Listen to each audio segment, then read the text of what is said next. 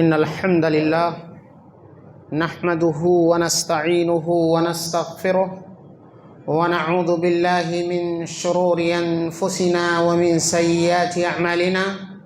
من يهده الله فلا مضل له ومن يضلل فلا هادي له وأشهد أن لا إله إلا الله وأشهد أن محمدا عبده ورسوله يا أيها الذين آمنوا اتقوا الله حق تقاته ولا تموتن إلا وأنتم مسلمون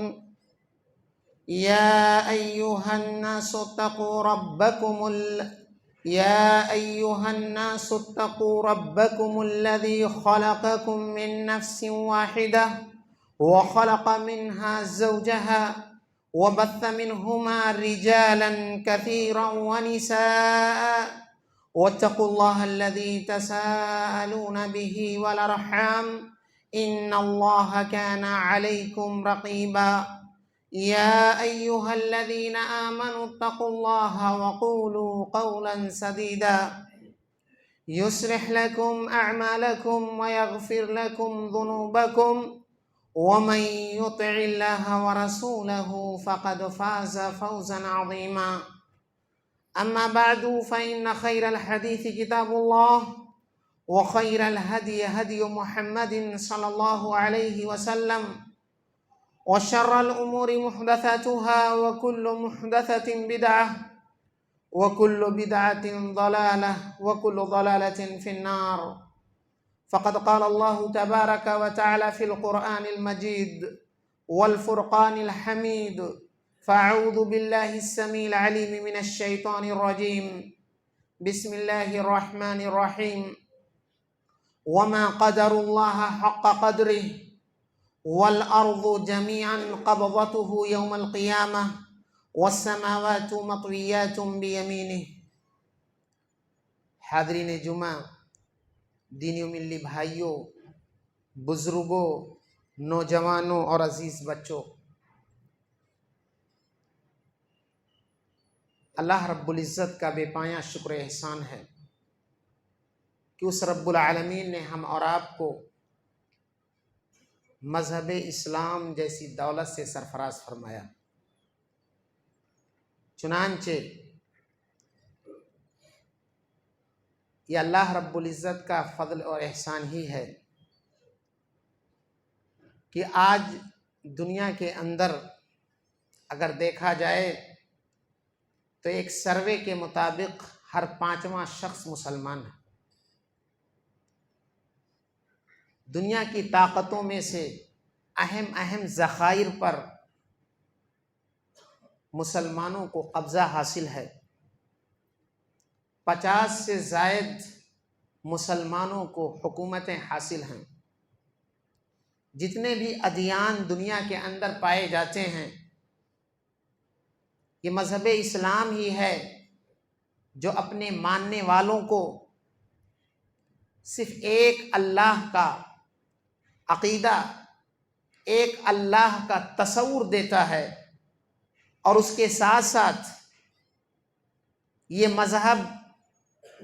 ہمیں آخرت کا تصور دیتا ہے. جبکہ ہم دیکھتے ہیں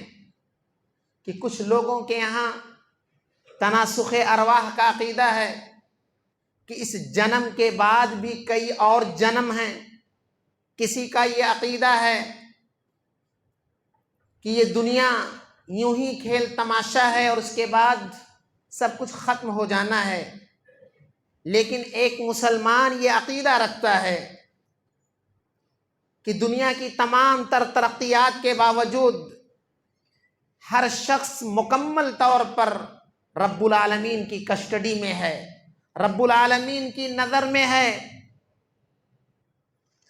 وہ علیم بذات الصدور ہے، دلوں کے بھید کو جانتا ہے. یعلم خائنۃ الاعین وما تخفی الصدور، نگاہوں کی خیانت کو جانتا ہے. دل کے اندر ہم کسی کے خلاف کیا کچھ رکھتے ہیں اس سے آگاہ ہے. اس کی شان یہ ہے کہ رات کی تاریکی ہو، کالا پہاڑ ہو، کالی چیوٹی ہو، اگر اس پر رینگ رہی ہے تو رب العالمین اس کی آواز کو سنتا اور اسے جانتا ہے. سمندر کی تہوں میں کون سی چیز پرورش پا رہی ہے، اسے کس قدر خوراک اور غذا کی ضرورت ہے، رب العالمین صرف جانتا نہیں بلکہ سب کا پالنہار ہے، کیونکہ اللہ لا الہ الا هو الحی القیوم، وہ ذات ایسی ہے کہ نیند تو دور کی بات ہے، اس کی ذات کو اونگ تک نہیں آتی۔ وہ ذات ایسی ہے کہ خود رب العالمین حدیث قدسی میں فرماتا ہے لو ان اولکم وآخرکم وانسکم وجنکم قاموا فی صعید واحد، کہ تمہارے پہلے بھی تمہارے اخیر کے لوگ بھی، انسان اور جنات سب کے سب ایک کھلے میدان میں اکٹھا ہو جائیں اور اپنے رب سے اپنی منشا اور مرضی کے مطابق سوال کریں، تو اللہ رب العزت سارے لوگوں کو ان کی مرادیں پوری کر دے۔ اس کے باوجود رب العالمین کے خزانے میں اتنی کمی نہیں ہونے والی ہے۔ کما ينقص المخيط اذا ادخل في البحر، جس طرح سے سمندر جس کے اندر اتھاہ پانی ہے، ایک سوئی ڈالنے کے بعد سمندر کے پانی میں بالکل کمی نہیں ہوتی، ایسے رب العالمین کے خزانے میں کمی ہونے والی نہیں ہے۔ یہ عقیدہ، یہ تصور اگر کوئی مذہب پیش کرتا ہے تو مذہب اسلام پیش کرتا ہے۔ اللہ کے نبی صلی اللہ علیہ وسلم اور 1,24,000 کم و بیش جو انبیاء اور 350 کے قریب جو رسول اس دنیا میں آئے، سبوں نے اللہ رب العالمین کی پہچان کروائی، رب العالمین کا تعارف پیش کیا، اس کی شناخت کروائی، اور ہم مرنے کے بعد قبر میں جب داخل ہوں گے تو اسی پہچان کے مطابق، اسی شناخت کے مطابق رب العالمین کو جاننے کے حساب سے سب سے پہلا سوال یہی ہوگا من ربک، تیرا رب کون تھا؟ حاضرین گرامی قدر، ایک مسلمان یہ سمجھتا ہے کہ یہ مؤذن جو دن میں 5 دفعہ اذان دیتا ہے، وہ اذان کے کلمات میں 4 دفعہ اللہ اکبر کہتا ہے۔ اقامت کہنے والا ہر نماز میں جب اقامت کہہ رہا ہوتا ہے تو اس وقت بھی اللہ اکبر کی صدا لگاتا ہے۔ نماز کے اندر ہم جو نمازیں پڑھتے ہیں، ایک حالت سے دوسری حالت میں جب ہم منتقل ہوتے ہیں تو سمیع اللہ لمن حمدہ اور السلام علیکم ورحمۃ اللہ وبرکاتہ کے علاوہ ہم صرف اللہ اکبر کہتے ہیں۔ ہماری خوشی کا جب موقع آتا ہے، عیدین کا موقع جب آتا ہے، عید الفطر کا چاند دیکھتے ہی ہم تکبیرات بلند کرتے ہیں، فضاؤں کو اللہ رب العزت کی کبریائی سے آباد کرتے ہیں، اور جب عید الاضحیٰ کا موقع آتا ہے تو ذی الحجہ کی پہلی تاریخ سے لے کر ایام تشریق تک ہم تکبیرات بلند کرتے ہیں، حتیٰ کہ صحابہ کرام کے بارے میں آتا ہے، ابو ہریرہ رضی اللہ تعالیٰ عنہ کہتے ہیں کہ یہ مارکیٹ میں جا کر کے بھی تکبیر بلند کرتے تھے۔ کیا کبھی ہم نے یہ غور کیا کہ ان تکبیرات کا فلسفہ کیا ہے؟ بار بار اللہ اکبر کی صدا ہمارے کانوں میں کیوں گونجتی ہے؟ رب کی بارگاہ میں جب ہم اپنے سر کو ٹیکنے اور اپنی جبین نیاز کو خم کرنے کے لیے آتے ہیں تو یہ اللہ اکبر کا کیا مطلب ہے؟ یہ در حقیقت اس بات کا احساس دلانا ہے، ہر گلی اور کوچے اور ہر گلیاروں کے اندر یہ پیغام اپنوں اور غیروں کو پہنچانا ہے، اور آنے والوں کے کانوں میں یہ دستک دینی ہے کہ تمہارا اگر کوئی بڑا ہے تو رب العالمین ہے، وہ بڑا ہے آسمانوں سے، وہ بڑا ہے زمینوں سے، وہ بڑا ہے اس مخلوق سے جو سب سے بڑی مخلوق ہے، اور وہ مخلوق عرش ہے جس کی بڑائی کو دیکھنا ہو تو اللہ کے نبی صلی اللہ علیہ وسلم ایک حدیث میں فرماتے ہیں کہ رب العالمین کی سب سے بڑی مخلوق یہ عرش ہے، جس عرش کا یہ عالم ہے وَيَحْمِلُ عَرْشَ رَبِّكَ فَوْقَهُمْ يَوْمَئِذٍ ثَمَانِيَةٌ، کہ قیامت کے دن عرش باری تعالیٰ کو اٹھانے والی مخلوق فرشتوں کی ہوگی، اور ان کی تعداد صرف 8 کی ہوگی۔ اور عرش کتنا بڑا ہے؟ اللہ کے نبی صلی اللہ علیہ وسلم نے ایک حدیث میں فرمایا کہ کھلا میدان ہے، اس میدان کے اندر ایک انگوٹھی پھینک دی جائے، اس انگوٹھی کی کوئی حیثیت نہیں ہے۔ اس کھلے ہوئے میدان کے اندر رب العالمین کی جو دوسری مخلوق کرسی ہے، وسع کرسیہ السماوات والارض، جس کرسی کی عظمت، اس کی بڑائی اور اس کا بڑاپن اتنا ہے کہ اس کی مثال ایسے ہی ہے عرش کے مقابلے میں کہ جس طرح سے ایک میدان ہے یہ عرش ہے اور اس میں پڑی ہوئی یہ انگوٹھی ہے۔ اور اللہ کے نبی صلی اللہ علیہ وسلم نے آسمانوں اور زمینوں کی مقدار کو کرسی کے مقابل میں ویسے ہی بتلایا جس طرح سے اس میدان میں انگوٹھی کی بتلائی ہے۔ اب ذرا تصور کیجئے ان سب کا خالق اللہ رب العزت ہے، اس کی ذات کتنی بڑی ہوگی، وہ کتنا عظیم ہوگا، لیکن اس کے باوجود ہم انسان جن کے بارے میں رب العالمین فرماتا ہے وَخُلِقَ الْإِنسَانُ ضَعِيفًا، انسان کو رب العالمین نے کمزور پیدا کیا ہے۔ ہماری حیثیت کیا ہے؟ رب العالمین خود بیان کرتا ہے هُوَ الَّذِي خَلَقَكُم مِّن ضَعْفٍ ثُمَّ مِّن بَعْدِ ضَعْفٍ قُوَّةٍ ثُمَّ مِّن بَعْدِ قُوَّةٍ ضَعْفًا وَشَيْبًا، وہی ذات ہے جس نے تمہیں پیدا کیا تھا تو کمزور تھے،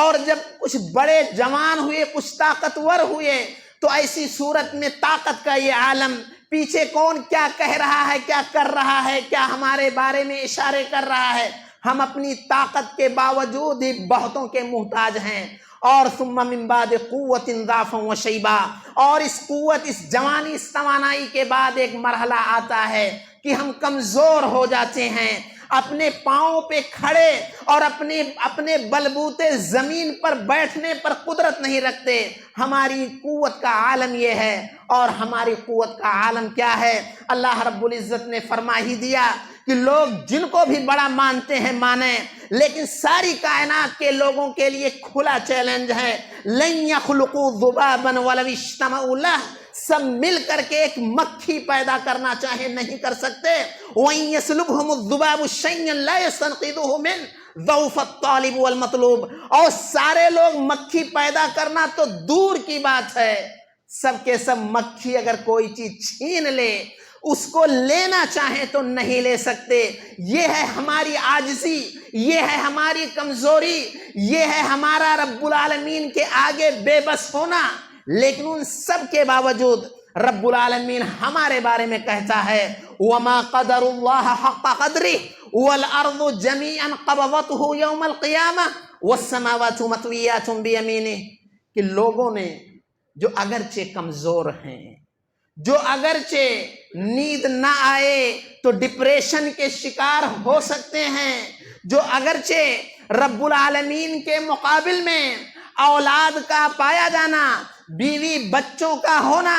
مال و دولت کا ہونا،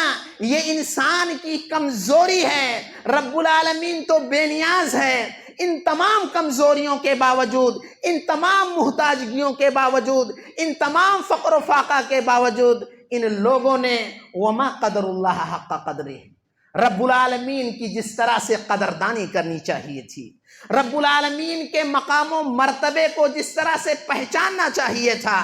سامان کی ملاوٹ کرتے وقت، لوگوں کو دھوکہ دیتے وقت، لوگوں کے مالوں میں خیانت کرتے وقت، لوگوں کے حقوق کو غصب کرتے وقت، کرپشن کرتے وقت، فحاشی اور عیاشی کے بازار گرم کرتے وقت، یتیموں اور بیواؤں کے مال کھانے کے وقت، اپنے بھائی اور اپنی بہنوں کی وراثت کو ڈکارے بغیر ہضم کرنے کے بعد، ان تمام چیزوں کے وقت ان لوگوں کے اندر ایمان کی صورت میں جو حیا ہونی چاہیے تھی، رب العالمین کا جو خوف ہونا چاہیے تھا، رب العالمین کی عظمت کا جو احساس ہونا چاہیے تھا، ان لوگوں کے ہاں احساس نہیں تھا۔ اسی لیے رب العالمین فرماتا ہے وما قدر اللہ حق قدری، ان کمزوروں نے جو میرے رحم و کرم پر تھے، انہوں نے صحیح معنوں میں اللہ کی قدر کو نہیں پہچانی۔ والارض جمیعا قبضتہ یوم القیامہ، یہ زمینیں یہ رب العالمین کی مٹھی میں ہوں گی، والسماوات مطویات بیمینہ، اور قیامت کے دن یہ ساتوں آسمان اللہ رب العزت کے ہاتھ میں لپٹے ہوئے ہوں گے۔ یہ شان ہے رب العالمین کی، جس کی شان یہ ہے فعال لما یرید، وہ جو چاہے کر سکتا ہے۔ انما امرہ، اللہ رب العزت کا معاملہ یہ ہے اذا اراد شیئا ان یقول له کن فیکون، وہ کہتا ہے ہو جا، پس وہ چیز ہو جاتی ہے۔ اس کی شان یہ ہے کہ جب طوفان نوح آیا، حضرت نوح نے اپنے بیٹے سے کہا اے بیٹے آ میری کشتی پہ سوار ہو جا۔ بیٹے نے کہا سآوی الی جبل یعصمنی من الماء قال لا عاصم اليوم من امر اللہ۔ بیٹے نے کہا اگرچہ تندور سے پانی نکل رہا ہے، زمین سے پانی نکل رہا، لیکن پہاڑ پہ چڑھ کر کے ہم پناہ اختیار کر لیں گے۔ ہم تو نوح کے بیٹے ہیں۔ ان لوگوں کو سمجھنا چاہیے جو رب العالمین کے مقام کو نہ پہچان کر کے آستانوں سے چپکتے ہیں، لوگوں کے دامن کو پکڑ کر مچلنے کی بات کرتے ہیں، جو یہ سمجھتے ہیں کہ رب العالمین کے علاوہ بھی کوئی طاقت اور قوت ہے۔ حضرت نوح کا بیٹا کہتا ہے سآوی الی جبل یعصمنی من الماء، ہم تو پہاڑ پہ جا کر کے پناہ لے لیں گے۔ کہا لا عاصم اليوم من امر اللہ، آج پہاڑ پر چڑھنے کے باوجود بھی پناہ نہیں مل سکتی، کیونکہ کشتی واستوت علی الجودی، وہ جودی پہاڑ تک پہنچ چکی ہے، لیکن پانی ختم ہونے کا نام نہیں لے رہا۔ ہمارے رب کی شان یہ ہے کہ وہ مچھلی کے پیٹ میں یونس کو بچا سکتا ہے، وہاں ان کے لیے غذا اور ان کے لیے ہوا کا بندوبست کر سکتا ہے۔ ہمارے رب کی شان یہ ہے کہ جب ساری قوم حتیٰ کہ ابراہیم کے باپ بھی دشمنوں کے ساتھ مل کر کے توحید کے اس علم بردار اور توحید کے اس متوالے کو مٹانے کی کوشش کرتے ہیں، تو رب العالمین یہ کہہ کر کے بچاتا ہے یا نارو کونی بردم و سلاما علی ابراہیم، اے آگ تو اپنے ابراہیم کے لیے ٹھنڈی ہو جا۔ ذرا غور کیجئے، ابراہیم کو رب العالمین نے توحید کی خاطر، اپنے مقام کو پہچاننے کی خاطر، اپنے عزت و جلال کو سمجھنے کی خاطر اس وقت تو بچا لیا، اور بچایا ہی نہیں، تمام توحید والوں کو یہ پیغام دیا ہے کہ ابراہیم کو دنیا سے گئے ہوئے تقریباً 5000 سال ہو چکے ہیں، تقریباً 5000 سال ہو چکے ہیں۔ اور ذرا قرآن کھولیے، رب العالمین کہتا ہے وَاتَّخِذُوا مِن مَّقَامِ إِبْرَاهِيمَ مُصَلًّى، اے لوگو جہاں ابراہیم کے قدم کے نشانات ہیں، وہ پتھر جو یاقوتۃ من یاقوت الجنہ، جو جنتی پتھر تھا، جس پتھر پہ پاؤں رکھ کر کے سیدنا ابراہیم اپنے بیٹے اسماعیل کے ساتھ خانہ کعبہ کی تعمیر کر رہے تھے، اور رب العالمین سے یہ دعا کر رہے تھے ربنا تقبل منا انک انت السمیع العلیم، اے اللہ میں تیرے گھر کو تعمیر کر رہا ہوں، تجھ سے میں مزدوری نہیں مانگتا، بس یہ دعا کرتا ہوں کہ میری اس محنت کو تو قبول فرما۔ رب العالمین نے اس جنتی پتھر پر وہ پیر کے نشانات رکھ دیے، اور وہاں نماز پڑھنے کا حکم دیتا ہے۔ قیامت تک کے لوگوں کے لیے پیغام ہے، تم سپر پاور ہو سکتے ہو، ایٹمی طاقتیں ہو سکتی ہیں، بڑے سے بڑے میزائل تمہارے پاس ہو سکتے ہیں، تم اپنی میزائل کے بھروسے، اپنی راکٹ کے بھروسے تم تقریباً چاند پر اور نہ جانے کہاں کہاں پہنچ سکتے ہو۔ تمہارے دلوں کے اندر یہ دشمنی ہے ایمان والوں سے، تمہارے دلوں کے اندر خانہ کعبہ کے خلاف نفرت ہے، لیکن ابراہیم تو دور کی بات ہے، ابراہیم کے قدم کے نشانات نہیں مٹا سکتے۔ اور ہمارا یہ ایمان ہے، اللہ کے نبی صلی اللہ علیہ وسلم فرماتے ہیں جب دنیا کے اندر کوئی اللہ کا نام لینے والا نہیں ہوگا تو ایک حبشی کالا کلوٹا چھوٹی پڈلیوں والا یہ خانہ کعبہ کی اینٹوں کو گرا رہا ہوگا۔ گویا کی تمام طاقتیں اس بات پر بے بس ہیں۔ حدیث میں تو یہاں تک آتا ہے کہ جب مہدی علیہ السلام آئیں گے اور خانہ کعبہ کے پاس ہوں گے، بہت سارے لوگ حملہ کرنے کے لیے وہاں جائیں گے، رب العالمین ان تمام لوگوں کو اس سے پہلے دھنسا دے گا۔ ہمارے رب کی شان یہ ہے کہ اللہ رب العزت نے حضرت سلیمان علیہ السلام کو، جنہیں پرندوں کی بولیاں سمجھنے کی طاقت دی تھی، جنہیں رب العالمین نے یہ قوت دی تھی کہ ہواؤں کو 1 مہینے کی مسافت تک چلانے اور روکنے کی طاقت رکھتے تھے، وہیں رب العالمین نے ان کی بادشاہت میں ایک ایسا معجزہ اور کرامت بھی دکھایا تھا کہ ایک شخص جو تھا، جب انہوں نے کہا کہ کون ہے جو ملکہ سبا کے تخت کو لا سکتا ہے؟ ایک خطرناک قسم کا جن، قال عفریت من الجن انا آتیک بہ قبل ان تقوم من مقامک، آپ جو صبح سے اور تقریباً 11 بجے تک کی جو مجلس میں بیٹھتے ہیں، یہاں آپ بیٹھے ہوں گے، اس درمیان ہم ملکہ سبا کے تخت کو حاضر کر دیں گے۔ کہاں سے؟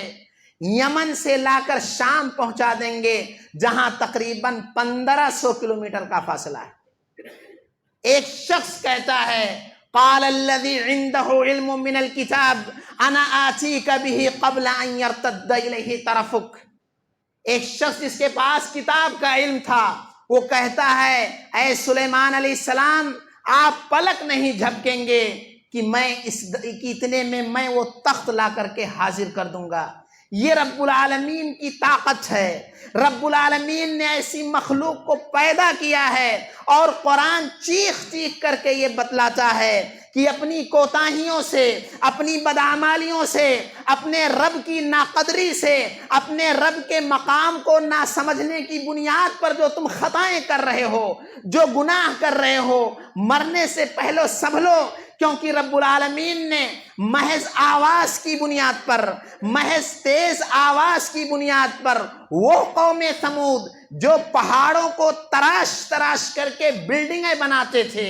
جن کی تعمیر شدہ بلڈنگوں کے نشانات آج بھی مقام اولا حائل کے اندر سعودی عرب میں آپ دیکھ سکتے ہیں، محض آواز کے ویلوم کو اللہ نے بڑھایا اور وہ سب کے سب ختم ہو گئے۔ یہ ویلوم ہی تو ہے کہ اللہ کے نبی صلی اللہ علیہ وسلم فرماتے ہیں کیف انعم وقد التقم صاحب القرن القرن وحنا جبہتہ، مجھے کیسے سکون ہو۔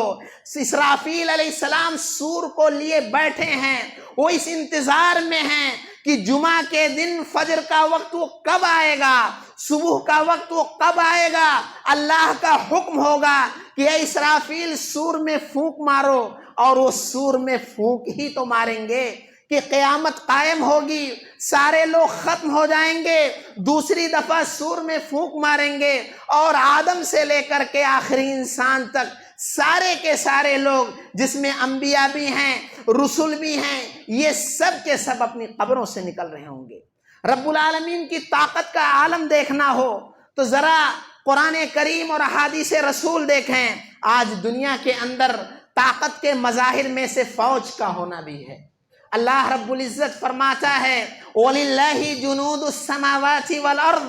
اللہ رب العزت کے لیے آسمان و زمین کی فوجیں ہیں۔ رب العالمین کی فوجیں یہ فرشتے ہیں، جن فرشتوں میں سے ایک فرشتہ جبرائیل بھی ہے، جس کے 600 پر ہیں۔ نبی کریم صلی اللہ علیہ وسلم نے ایک دفعہ دیکھا تھا پورا افق بھرا ہوا تھا، جن کا عالم یہ ہے، حدیث میں آتا ہے یوتا بجہنم یومئذ لہا 70,000 زمام ما کل زمام 70,000 ملک یجرونہا،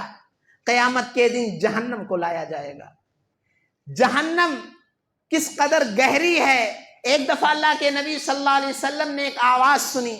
صحابہ سے کہا پتہ ہے یہ کیسی آواز ہے؟ کہا نہیں معلوم۔ کہا 70 سال پہلے ایک پتھر جہنم میں ڈالا گیا تھا، وہ اب جا کر کے اپنی تہ تک پہنچا ہے۔ جہنم کے حجم کا عالم یہ ہے۔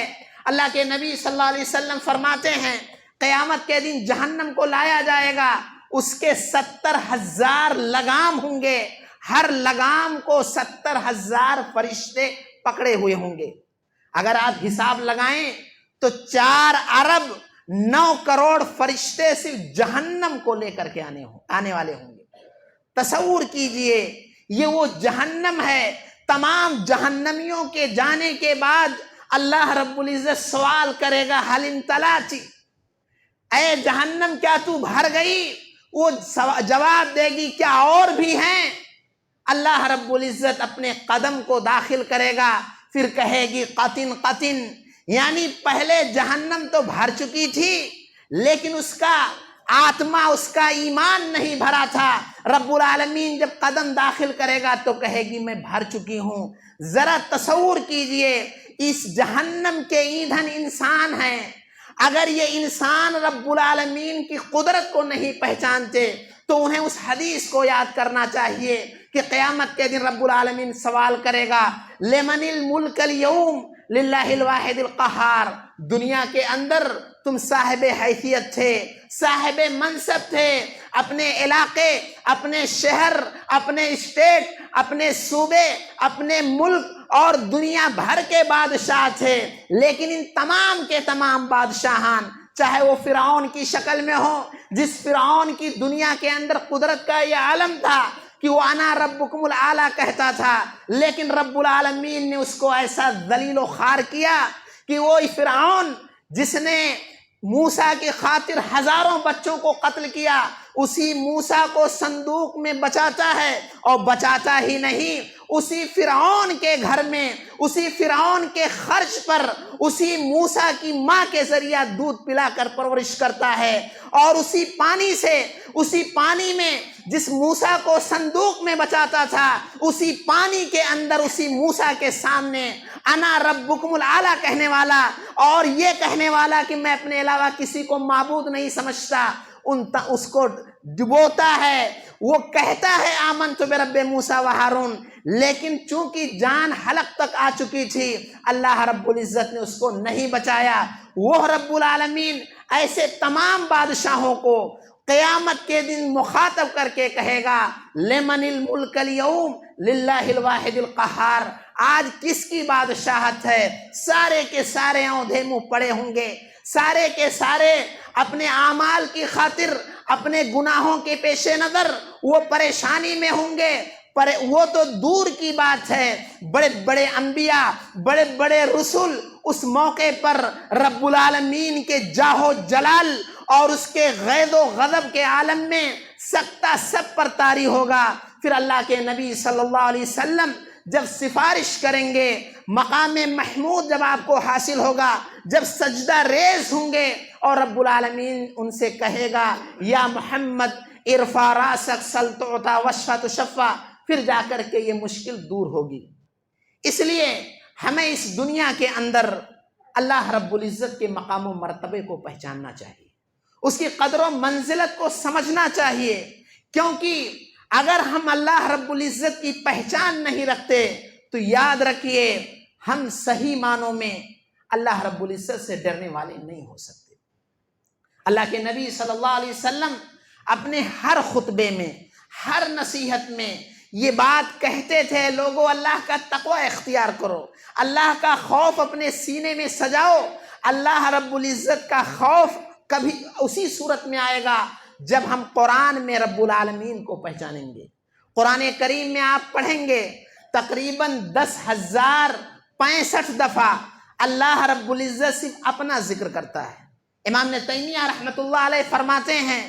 کہ کھانے پینے اور دیگر احکام کے مقابل میں سب سے زیادہ اللہ رب العزت پورے قرآن میں اپنا ذکر کرتا ہے۔ ایک اندازے کے مطابق ہر صفحے میں تقریباً 20 دفعہ اللہ رب العزت اپنے بارے میں بتلاتا ہے، لیکن ہم جو قرآن والے ہیں، ہم جو اللہ رب العزت کے خاص بندے ہیں، ہمیں اپنے رب کی پہچان نہیں ہے، ہمیں اس رب کی پہچان نہیں ہے کہ جس رب نے ہاتھیوں کو چھوٹے چھوٹے پرندے اور ابابیل سے تہس نہس کر دیا تھا، ہمیں اس رب کی پہچان نہیں معلوم جس نے پانی کو بڑھایا تو قوم نوح ہلاک ہوئی، ہواؤں کو بڑھایا تو پھر ایسی صورت میں 7 لیال و 8 ایام 7 رات اور 8 دن جب مسلسل ہوائیں چلی تو کأنہم اعجاز نخل خاویہ، قوم عاد یہ لمبے تڑنگے موٹے تازے تھے، اللہ رب العزت نے بیان کیا گویا یہ کھوکھلے کھجور کے تنے کھڑے ہوئے ہیں۔ ہمارے رب کی شان یہ ہے، ہمارے رب نے بہتوں کو نوازا ہے اور سب کی مثالیں قرآن میں بیان کر دی ہیں۔ حکومت و منصب کو دیکھنا ہو تو ایک طرف سلیمان علیہ السلام کی حکومت ہے، دوسری طرف فرعون کی حکومت ہے۔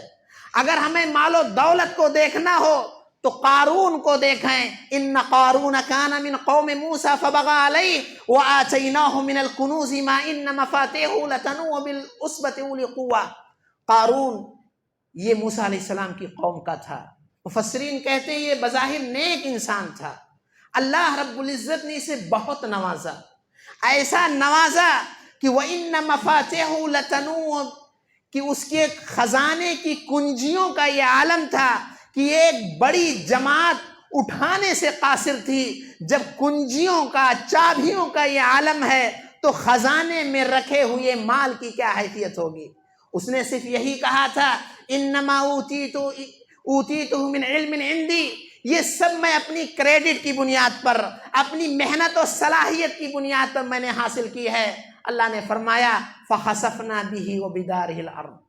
اس کے اس تکبر نے، اس کے اس غرور نے تہس نہس کر کے رکھ دیا۔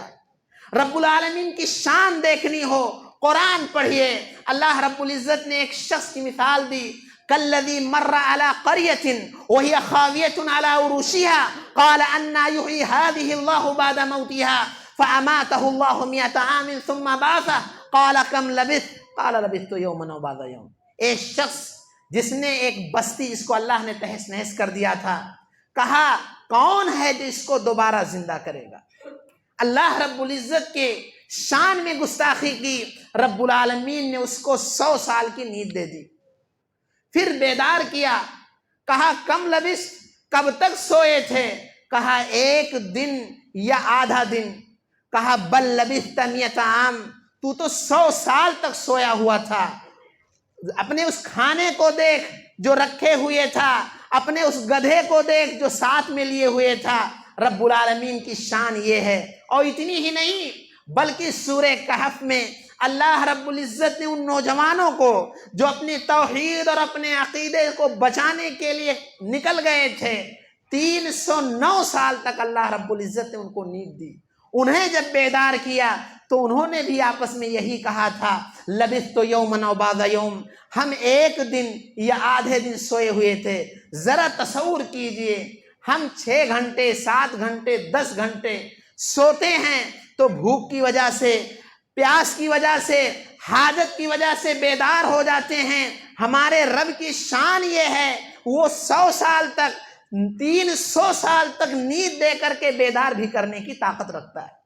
حضرت ابراہیم علیہ الصلوۃ والتسلیم نے رب العالمین سے کہا تھا کیف تحیی الموتیٰ، اے اللہ تو مردوں کو کیسے زندہ کرتا ہے؟ اللہ رب العزت نے پوچھا اے موسیٰ، اے ابراہیم، کیا تم مجھ پر ایمان نہیں رکھتے؟ قال لیطمئن قلبی، اے اللہ میں اطمینان چاہتا ہوں۔ قال فخذ 4 من الطیر فصرهن الیک ثم اجعل فی کل جبل منہن جزءا ثم ادعوہن یأتینک سعیا۔ میری طاقت دیکھنی ہے تو 4 الگ قسم کے پرندے لے لو، انہیں ذبح کرو، ان کے پر پرزے الگ کرو، ان کی بوٹیاں کرو، گوشت کو سارے الگ ہو جائیں گے، پھر گوشت کو باہم ملا دو، 4 کونوں پہ رکھو، آواز دو، سارے پرندے اپنے پروں کے ساتھ، اپنی ہڈیوں کے ساتھ، اپنے گوشت پوش کے ساتھ دوڑتے ہوئے آئیں گے۔ ہمارے رب کی شان یہ ہے جو شہد کی مکھی کے منہ سے ایک میٹھا اور شفایاب شہد نکالتا ہے تو وہیں اژدہے کے منہ سے زہر نکالتا ہے جو ہماری موت کا سبب اور اس اژدہے کے لیے نقصان دہ نہیں ہے۔ ہمارے رب کی شان یہ ہے، اور اس میں عبرت کا مقام بھی ہے کہ ایک جانور، ایک گائے، ایک بھینس جو کھاتی ہے کچھ اور من بین فرث ودم لبنا خالصا سائغا للشاربین، اللہ رب العزت وہاں سے ایک دودھ نکالتا ہے جس کے اندر پیلا پن نہیں، خون کی آلائش نہیں، تمام چیزوں سے ایک بہترین غذا ہمارے نکالتا ہے۔ یہ ہمارے رب کی شان ہے، ہمیں سمجھنا چاہیے، پڑھنا چاہیے، اور اپنے انجام کو سوچنا چاہیے، اور اپنے معاملات کو سدھارنا چاہیے۔ اللہ رب العزت سے دعا ہے کہ الہ العالمین تو اپنے مقام و مرتبے کو ہمیں سمجھنے کی توفیق عطا فرما۔ الہ العالمین تو اپنی عظمت کا سکہ ہمارے سینوں میں بٹھا دے۔ اے الہ العالمین تو ہمیں توفیق دے کہ ہم گناہ کرتے وقت تیری عظمت کو سمجھ کر کے اس سے باز آ جائیں۔ الہ العالمین ہم میں جو بیمار انہیں شفا یاب فرما، جو مقروض ہیں انہیں قرضوں کی ادائیگی کی توفیق عطا فرما، جو پریشان حال ہیں مولا ان کی پریشانیوں کو دور فرما۔ آمین۔ بارک اللہ لنا ولکم فی القرآن العظیم ونفعنی وإیاکم بالآیات والذکر الحکیم انہ تعالی جواد کریم ملک بر رؤوف الرحیم۔